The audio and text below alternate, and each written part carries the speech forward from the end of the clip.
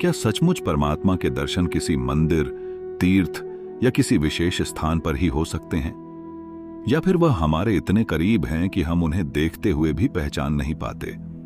इस वीडियो में हम जानेंगे परमात्मा वास्तव में कहां है, उनके दर्शन क्यों नहीं होते और उन्हें अनुभव करने का सच्चा मार्ग क्या है। तो आइए आज इस गहरे आध्यात्मिक रहस्य को समझते हैं। विलंब न करते हुए आरंभ करते हैं।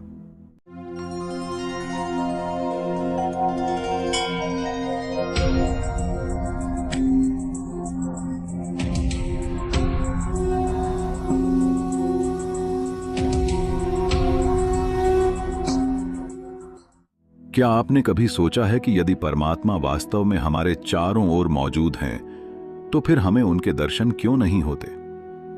हम मंदिरों में जाते हैं, तीर्थों की यात्रा करते हैं, पूजा पाठ करते हैं और वर्षों तक परमात्मा को खोजते रहते हैं। लेकिन क्या हो यदि परमात्मा हमसे कहीं दूर नहीं, बल्कि हमारी हर श्वास, प्रकृति के हर कण और स्वयं हमारे अस्तित्व में उपस्थित हों? और यदि ऐसा है, तो फिर समस्या परमात्मा के होने की नहीं, बल्कि उन्हें पहचान पाने की है। इसी रहस्य को समझाने वाली महाकवि रविंद्रनाथ टैगोर से जुड़ी एक सुंदर कथा है। एक व्यक्ति बड़ी श्रद्धा और याचना के साथ गुरुदेव के पास पहुंचा और बोला, गुरुवर, कृपा करके मुझे परमात्मा के दर्शन करवा दीजिए। इस युग में केवल आप ही हैं जो मुझे परमात्मा के दर्शन करा सकते हैं। गुरुदेव कुछ क्षण विचार में पड़ गए। फिर उन्होंने कहा, कल सूर्योदय से पहले नदी किनारे स्थित उस वाटिका में चले जाना। वहां तुम्हें परमात्मा के दर्शन अवश्य होंगे। वह व्यक्ति अत्यंत प्रसन्न होकर वहां से चला गया। अगली सुबह वह निर्धारित स्थान पर पहुंचा, लेकिन कुछ समय बाद जब वह वापस आया तो उसके चेहरे पर निराशा थी। उसने कहा, गुरुदेव, मुझे परमात्मा के दर्शन नहीं हुए। गुरुदेव मुस्कुराए और बोले, बंधुवर, मुझे केवल इतना बताओ, क्या तुमने उगते हुए सूर्य की लालिमा देखी? हां। क्या तुमने नदी के निर्मल जल की कलकल सुनी? हां। क्या वाटिका में पक्षियों की चहचहाहट सुनी? हां। क्या शीतल वायु के स्पर्श को अनुभव किया? उस व्यक्ति ने कहा, हां गुरुदेव, यह सब मैंने देखा, सुना और अनुभव किया। गुरुदेव मुस्कुराए और बोले, यही तो परमात्मा का स्वरूप है।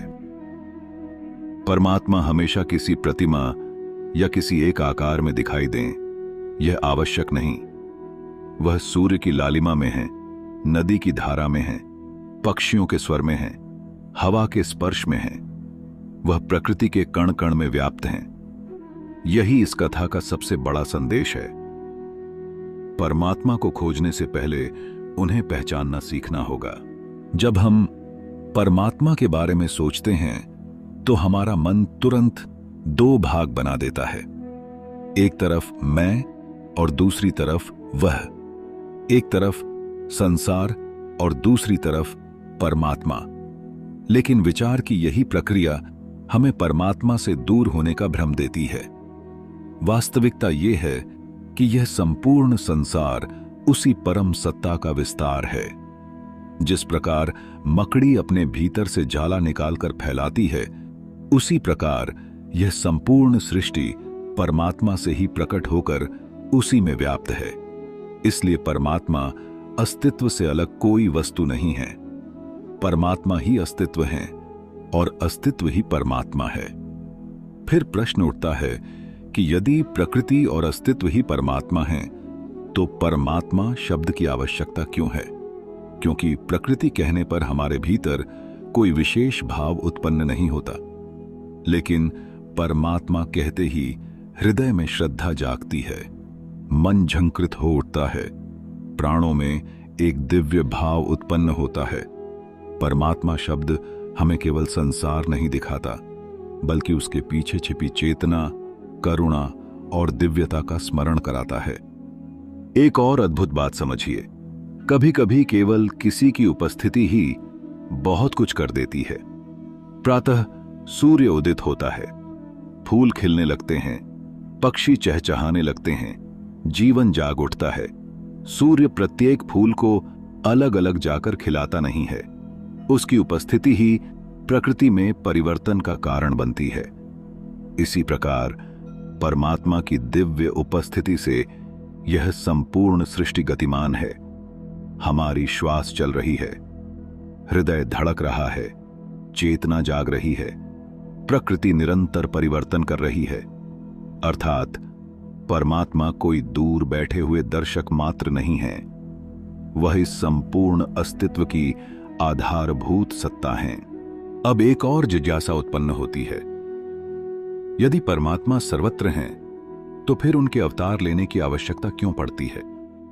शास्त्रों में बताया गया है कि परमात्मा अजन्मा और अव्यय होते हुए भी धर्म की रक्षा और अधर्म के विनाश के लिए विभिन्न रूपों में प्रकट होते हैं। जब धर्म की हानि होती है, अधर्म बढ़ता है और साधुजन पीड़ित होते हैं, तब वही सर्वव्यापी परम सत्ता किसी विशेष रूप में प्रकट होकर धर्म की स्थापना करती है।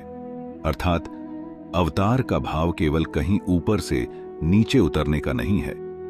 सर्वव्यापी परमात्मा जहां आवश्यकता होती है, वहां अपनी शक्ति को विशेष रूप से प्रकट करते हैं। भारतीय आध्यात्मिक परंपरा में परमात्मा की शक्ति के विकास को समझाने के लिए 16 कलाओं की अवधारणा भी मिलती है। इस विचार के अनुसार परमात्मा की शक्ति संपूर्ण जड़ और चेतन जगत में व्याप्त है। वनस्पतियों में जीवन को धारण करने और पोषण देने वाली शक्ति से लेकर पशु, मनुष्य और उससे आगे की चेतना तक परम सत्ता की अभिव्यक्ति विभिन्न स्तरों पर दिखाई देती है। इसी क्रम में शास्त्रीय परंपरा 1 से लेकर 16 कलाओं तक शक्ति के विकास की चर्चा करती है। साधारण जीवों में यह शक्ति सीमित रूप में प्रकट होती है, जबकि असाधारण चेतना और दिव्य शक्ति वाले अवतारी पुरुषों में इसका प्राकट्य अधिक व्यापक माना गया है। पूर्णता का प्रतीक है 16 कला। जैसे पूर्ण चंद्रमा अपनी पूर्ण कलाओं के कारण पूर्ण दिखाई देता है, वैसे ही परमात्मा पूर्ण शक्ति के प्रतीक हैं। इस दृष्टि से संसार का प्रत्येक जीव, प्रत्येक वनस्पति और प्रत्येक चेतन अचेतन तत्व उस परम शक्ति की अभिव्यक्ति का एक माध्यम है। अब शुरुआत में पूछे गए प्रश्न पर वापस आते हैं, परमात्मा के दर्शन कहां होंगे? उत्तर है, सिर्फ मंदिर में नहीं, सिर्फ तीर्थ में नहीं, सिर्फ किसी मूर्ति में नहीं, बल्कि उगते हुए सूर्य में भी, नदी की धारा में भी, पक्षियों के स्वर में भी, वायु के स्पर्श में भी, प्रकृति के सौंदर्य में भी, दूसरे मनुष्य की करुणा में भी, सत्य के आचरण में भी, और सबसे बढ़कर अपने भीतर की उस चेतना में जिसके कारण हम इन सबको अनुभव कर पा रहे हैं। परमात्मा को पाने की सबसे बड़ी बाधा यह नहीं कि वह हमसे दूर हैं, बाधा यह है कि हम उन्हें बाहर खोजते खोजते अपने भीतर देखना भूल गए हैं। इसलिए अगली बार जब सूर्योदय देखें तो केवल सूर्य मत देखिए, जब नदी की धारा सुने तो केवल पानी की आवाज मत सुनिए, जब किसी के चेहरे पर करुणा देखें तो केवल एक मनुष्य मत देखिए। एक क्षण के लिए ठहरिए और पूछिए, जिस शक्ति के कारण यह सब अस्तित्व में है, क्या वही शक्ति मेरे भीतर भी नहीं है? शायद उसी क्षण से परमात्मा की खोज बाहर से भीतर की ओर शुरू हो जाए, और शायद तब समझ में आए, परमात्मा के दर्शन करने कहीं जाना नहीं है, बस देखने वाली दृष्टि बदलनी है। अगर आपको यह विचार हृदय को छू गया हो तो नीचे कमेंट करके जरूर लिखिए, परमात्मा मेरे भीतर और कण कण में विद्यमान हैं। ऐसे ही सनातन धर्म, अध्यात्म और जीवन के गहरे रहस्यों से जुड़े वीडियो देखने के लिए धर्मार्थ चैनल को लाइक करें, चैनल को सब्सक्राइब करें और इस वीडियो को अपने प्रियजनों तक जरूर पहुंचाएं, क्योंकि हो सकता है आपके द्वारा साझा किया गया यह एक विचार किसी व्यक्ति की परमात्मा की खोज को बाहर से भीतर की ओर मोड़ दे। आज की इस वीडियो में इतना ही। मिलते हैं एक और ज्ञानवर्धक वीडियो के साथ। तब तक के लिए जय जय श्री राम।